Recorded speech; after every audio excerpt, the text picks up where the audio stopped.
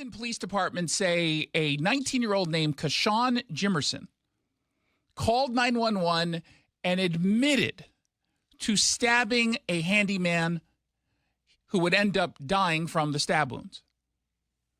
He called 911, according to police, admitting he did it and that he would be waiting outside of this apartment with the knife for the police to arrive and take into evidence.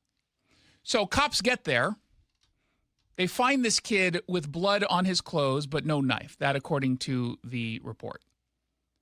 So they go into the apartment that he was standing in front of, where the victim presumably was, and they find him, a 65-year-old military veteran who's been identified as Michael Gray, 65 years old.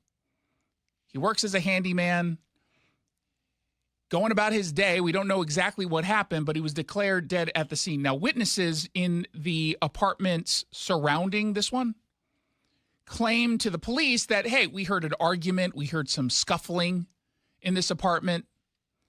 And then, moments later, they tell police they saw Kashawn Jimerson standing outside of the apartment covered in blood and holding a bloody knife as large as a butcher knife. Where the knife went, we don't know, although they did end up recovering it.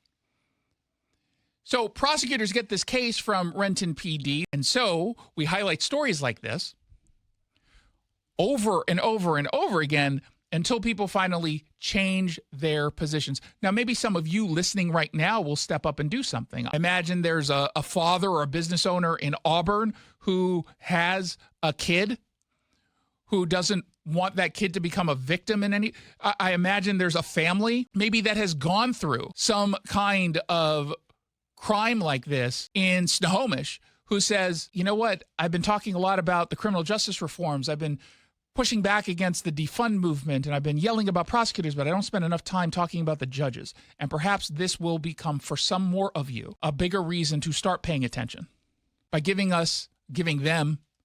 society our time by doing the research and then spreading what it is we find.